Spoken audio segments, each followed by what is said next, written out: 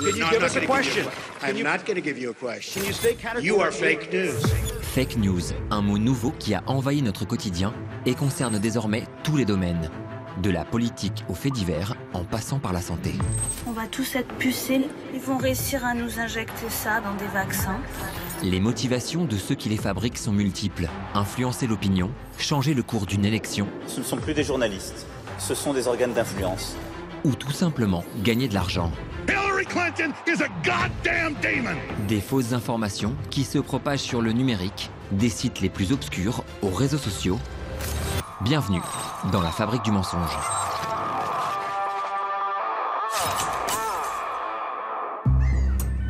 « 23 juin 2016. La Grande-Bretagne et l'Europe découvrent hallucinés les résultats du référendum sur le Brexit. The UK has voted to leave the European Union. It is unprecedented stuff, resulting from a vote that in the end was quite close. Let June the 23rd go down in our history as our Independence Day. Le résultat du référendum a été un véritable séisme. L'onde de choc se fait encore sentir aujourd'hui. C'est quoi le Brexit précisément? Pourquoi c'est arrivé? Et qu'est-ce qu'il va se passer?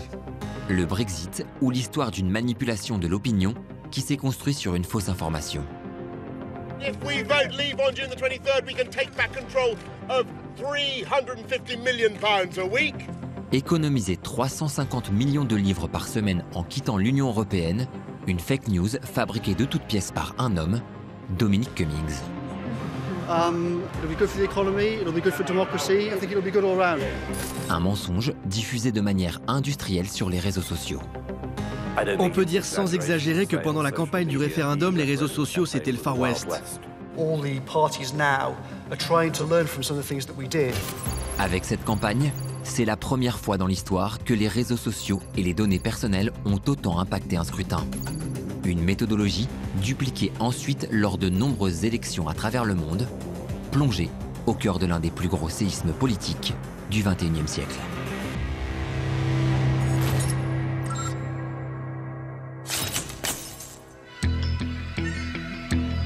Tout commence à la rentrée 2015. Dans un bureau au bord de la Tamise, deux hommes discutent des meilleurs arguments pour remporter le référendum.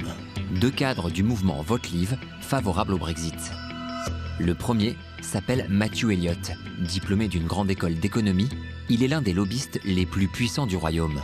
À ses côtés, le cerveau du Leave, Dominic Cummings. Homme discret, europhobe de longue date, Cummings est passionné de mathématiques et connaît parfaitement les mécaniques d'un référendum. Il avait déjà fait campagne pour des référendums par le passé, notamment contre le changement du système électoral. Il a réutilisé les mêmes ficelles en misant sur des messages émotionnels.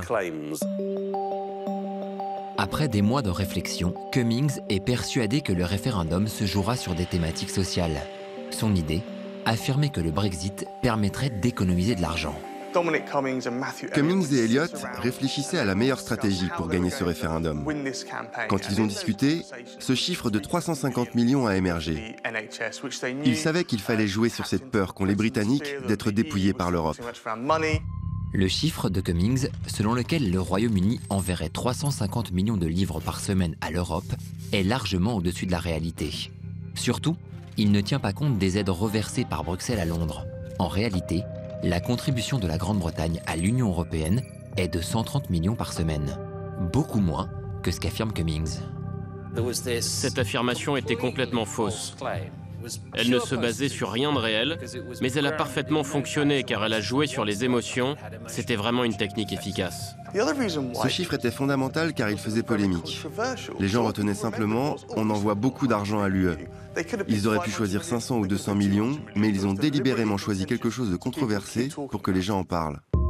Et pour appuyer sa fausse information, Cummings va promettre que ces 350 millions pourraient être redistribués à la NHS, la sécurité sociale britannique. Une cible qu'il ne choisit pas par hasard. Au Royaume-Uni, la NHS est une institution que des millions de personnes adorent. C'est une organisation qui vous accompagne de votre naissance à votre mort. Elle est constitutive de qui nous sommes en tant que nation. À ce moment-là, nous sommes à 8 mois du référendum. Dominic Cummings vient de créer une fausse information calibrée pour toucher ses concitoyens. Il va désormais s'appliquer à la diffuser méthodiquement.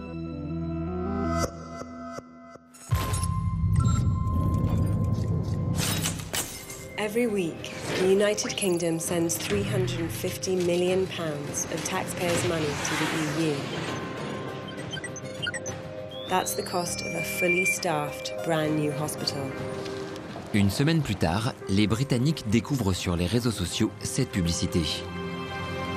Une vidéo virale qui lance la stratégie digitale de Dominic Cummings, devenu alors directeur de campagne de Vote Leave, le camp pro-Brexit. C'est quelqu'un qui croit beaucoup au pouvoir de la technologie et des réseaux sociaux pour influencer les gens et faire passer un message. C'était vraiment une campagne du XXIe siècle, alors qu'en face, le camp du Remain était encore coincé dans les méthodes du XXe siècle. Avec cette pub, la fausse information des 350 millions se répand dans la société anglaise. Let's imagine what else this money could buy.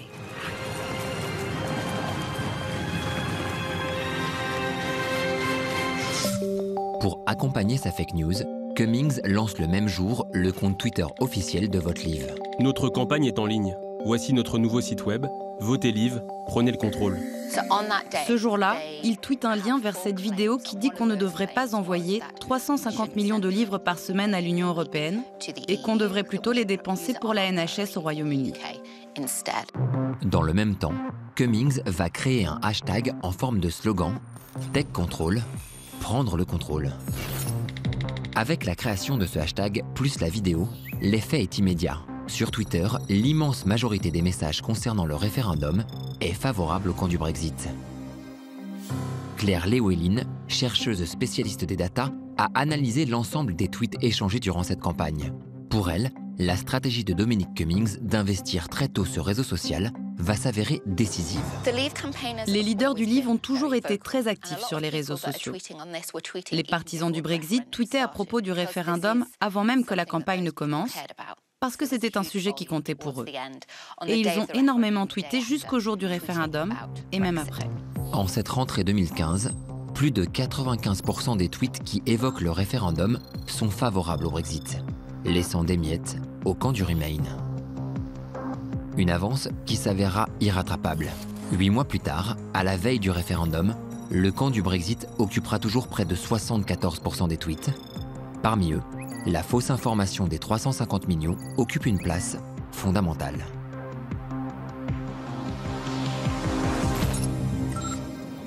The choice is in your hands, but my recommendation is clear. I believe that Britain will be safer, stronger, and better off in a reformed European Union. Février 2016, David Cameron annonce la date officielle du scrutin. Le référendum entre alors dans une phase décisive. Le Premier ministre, qui joue son avenir politique, se lance alors à corps perdu dans la campagne. I am wildly patriotic about what we've done in the past and what we can do in the future. And the sort of Great Britain I want, an even greater country, doesn't walk away, it doesn't quit, it stays and it fights. Dans le camp adverse, Dominic Cummings comprend alors que face à un tel adversaire, il a besoin d'une tête d'affiche capable de porter sa fausse information. Une pop star de la politique va alors le rejoindre. The gross figure is 350 million a week. That's about 20 billion pounds a year. And those, my friends, are the facts. Boris Johnson est le maire de Londres. Grande gueule de la politique, c'est une bête médiatique connue pour sa coupe de cheveux ébouriffée et ses coups de com'.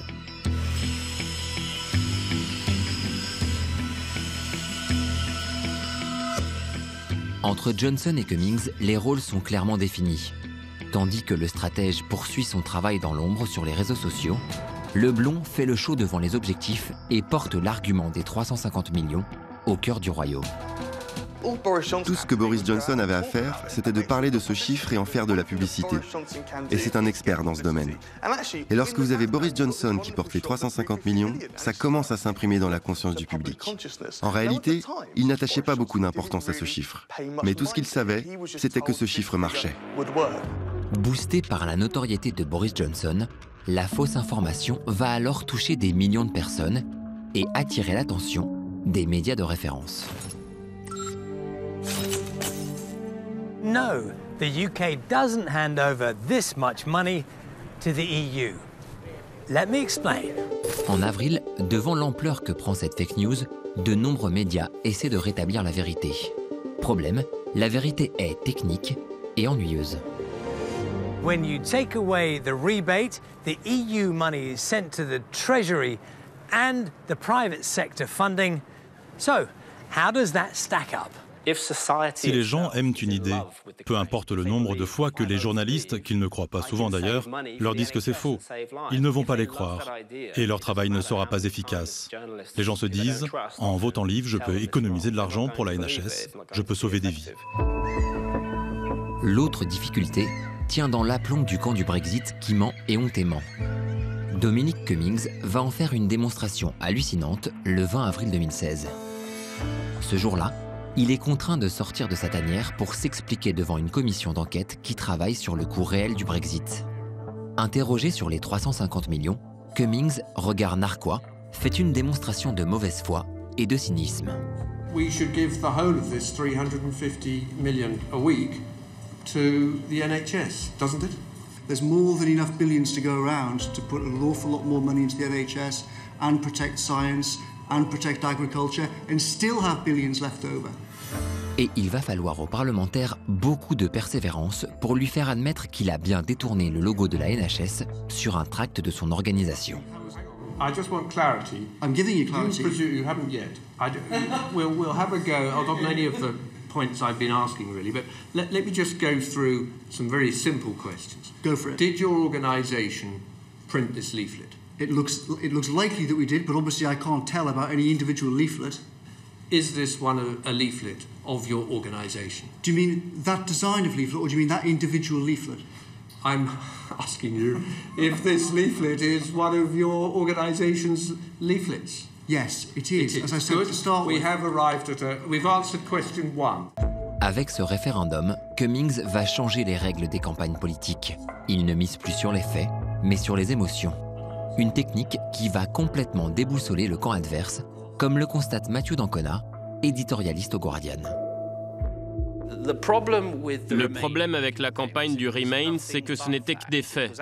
C'était littéralement une liste de statistiques pratiquement impossible à assimiler pour les journalistes, mais aussi pour les électeurs qui avaient autre chose à faire de leur vie. Et pendant que le Remain insistait sur les statistiques, le livre misait sur l'instinct, sur l'émotion. La campagne du Remain n'a eu aucune réponse face à cela. Et ça a eu des conséquences désastreuses.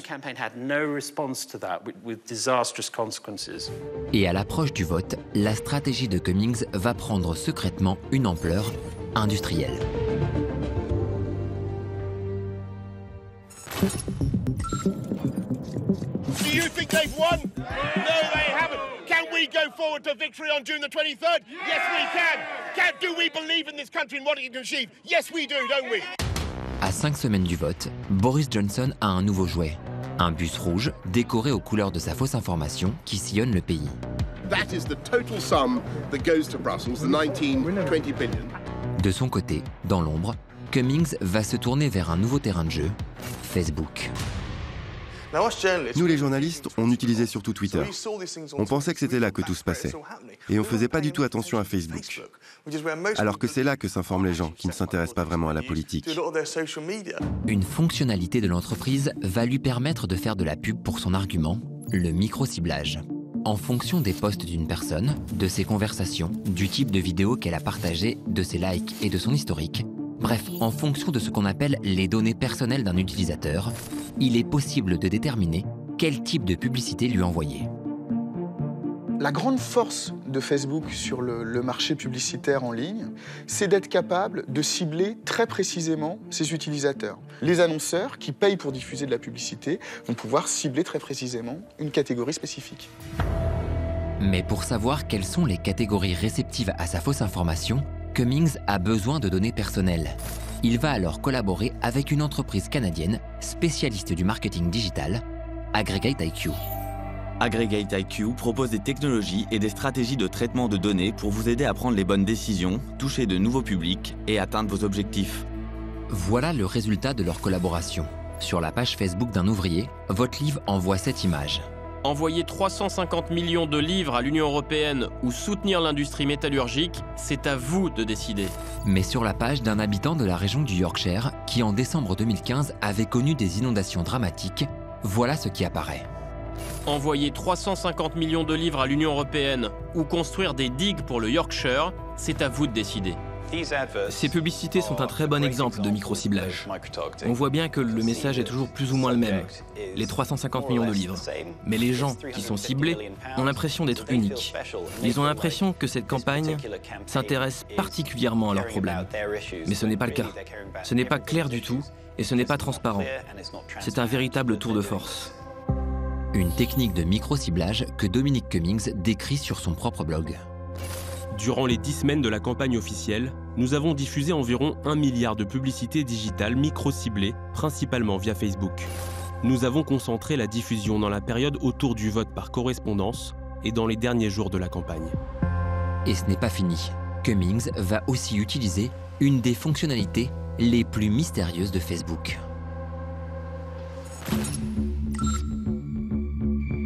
The Leave campaign is picking up speed, with 53% against 47% for the In-Camp. À l'approche du scrutin, les sondages se resserrent.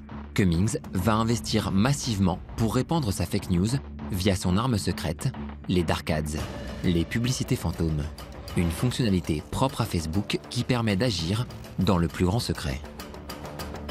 Les Dark Ads, c'est la possibilité pour des annonceurs de diffuser de la publicité, notamment de la publicité politique, sur les réseaux sociaux, en cherchant à toucher un public très précis, qui va être le seul à avoir cette publicité, et ensuite cette publicité va disparaître du réseau social. Concrètement, voilà ce que les électeurs ciblés auraient vu sur leur page Facebook. Sur le compte de l'habitant du Yorkshire, la publicité de votre livre apparaît à un horaire précis. Elle n'est visible que par lui, et dès qu'il l'a vue, elle disparaît comme par magie de son fil d'actualité. Un processus qui se répétera à un autre moment et avec une autre publicité pour l'ouvrier. Lorsque j'ai entendu parler des Dark Ads, je me suis dit qu'on était vraiment sur une pente très glissante. Cela permet à n'importe qui a de l'argent d'essayer d'influencer le débat de façon anonyme. On doit savoir qui paye pour ces pubs et ce qu'elles disent. Ils peuvent refuser de nous dire pourquoi ils font cela, mais les journalistes devraient avoir le droit de leur demander. Ces Dark Ads vont permettre à Dominic Cummings de faire campagne sans que ni le camp adverse ni les médias ne s'en rendent compte. Il s'en vantera même sur son blog. Il est en réalité difficile, même pour des gens compétents et déterminés, de tracer la communication digitale correctement. Il est important que les médias politiques ne soient pas capables de ça. Il n'y a eu aucun article sur la façon dont le livre dépensait 98% de son budget. À l'époque, nous n'avions pas idée des sommes énormes que la campagne de votre livre dépensait dans les publicités sur les réseaux sociaux. Ce n'est qu'après le référendum que nous avons saisi l'importance de cette campagne souterraine. Et pour mener à bien cette campagne cachée, Cummings travaille une nouvelle fois avec la firme canadienne Aggregate IQ. Une collaboration sulfureuse qui sera à l'origine de l'un des plus gros séismes politiques du XXIe siècle. Ladies and gentlemen, we fought against lies, corruption and deceit. Let June the 23rd go down in our history as our Independence Day. A negotiation with the European Union will need to begin under a new Prime Minister. This is not a decision I've taken lightly, but I do believe it's in the national interest to have a period of stability and then the new leadership required. Le 23 juin 2016, le Brexit l'emporte avec 51,9% des voix. Je me rappelle avoir veillé jusqu'au petit matin pour regarder les résultats qui tombaient. Et il devenait de plus en plus clair que cet événement que personne n'avait prédit était un tremblement de terre. Mais très vite, les masques tombent.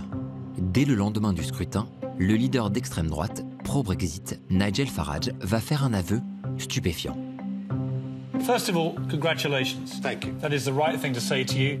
Cet homme, qui pendant des mois a milité dans le même camp que Dominic Cummings, va reconnaître moins de 24 heures après le vote que le chiffre des 350 millions était tout simplement faux. The 350 million pounds a week we send to the EU, which we will no longer send to the EU. Can you guarantee that's going to go to the NHS? No, I can't, and I would never have made that claim. That was one of the mistakes I think that the Leave campaign made. Hang on a moment, that was one of your adverts. Well, it wasn't one of my adverts, I can assure you. Well, that was one of the Leave campaign's adverts. That money was going to go to the NHS. And I think they made a mistake. As far as I remember it, when I saw Nigel, je me souviens quand j'ai vu Nigel Farage dire qu'il n'avait jamais dit ça. Je regardais la télévision chez moi et ma première réaction émotionnelle était la même que tout le monde. Comment peut-il dire un truc pareil ? Avec cette victoire au référendum, Dominic Cummings a réussi une manipulation quasi parfaite de l'opinion. Il ne se doute pas que ces manœuvres ont laissé des traces qui vont finir par le rattraper bien plus tard.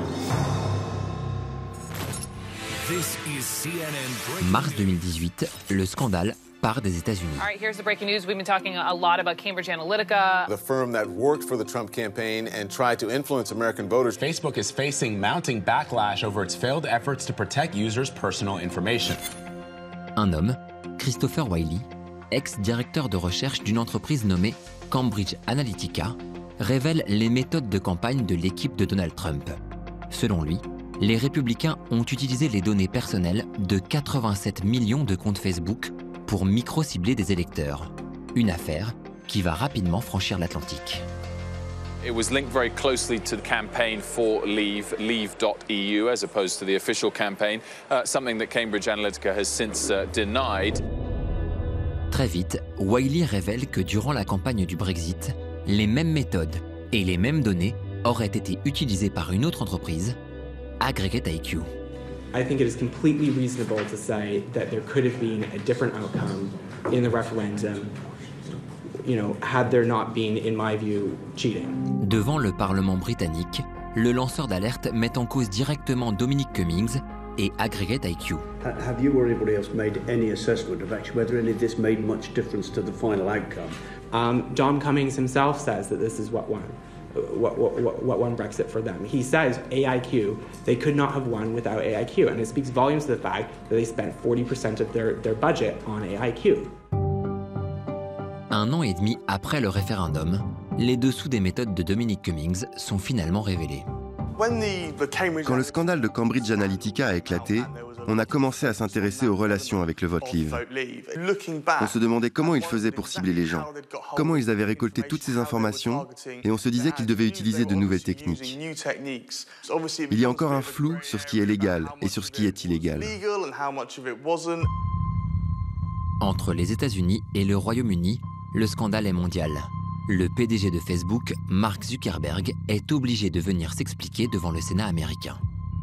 But it's clear now that we didn't do enough to prevent these tools from being used for harm as well. And that goes for fake news, for foreign interference in elections and hate speech, as well as developers and data privacy. We didn't take a broad enough view of our responsibility, and that was a big mistake. En Grande-Bretagne, l'affaire va avoir un retentissement énorme. Pas moins de 3 enquêtes seront lancées sur le sujet et des dizaines de témoins seront auditionnés. En juin 2018, Facebook a interdit les dark ads pour les partis politiques et a rompu sa collaboration avec Aggregate IQ. Boris Johnson, quant à lui, ne s'est pas encombré avec les négociations du Brexit. Après avoir refusé d'être Premier ministre, il a quitté le gouvernement. All the parties now are trying to learn from some of the things that we did. I don't think they've done a very good job, either of them, in this last campaign. But I think the future will be a combination of what Rory talked about, essentially sort of experimental psychology and data scientists. Il y a quelques mois encore, Dominic Cummings vantait l'efficacité de sa méthode. Le Brexit aura été un tournant dans la manière de penser et de mener les campagnes politiques. Je crois que si vous avez beaucoup d'argent et que vous n'avez pas de morale, vous pouvez faire des dégâts considérables très rapidement et très facilement avec une campagne sur les réseaux sociaux. Ce sont les dégâts à court terme qui sont dramatiques. Mais au fond de moi, j'espère que la justice finira par l'emporter. Cela prendra juste beaucoup de temps et beaucoup de travail. Du Brésil aux États-Unis, We will make America great again. Les méthodes et le cynisme de Dominic Cummings ont été source d'inspiration pour d'autres populistes. La campagne de Trump et la campagne du Brexit se sont alimentées l'une et l'autre. Trump voyait ce qui marchait avec le Brexit et le Brexit voyait ce qui marchait avec Trump. Elles ont adopté les mêmes méthodes pour remporter l'adhésion des gens. La post-vérité est un défi fondamental pour nos démocraties.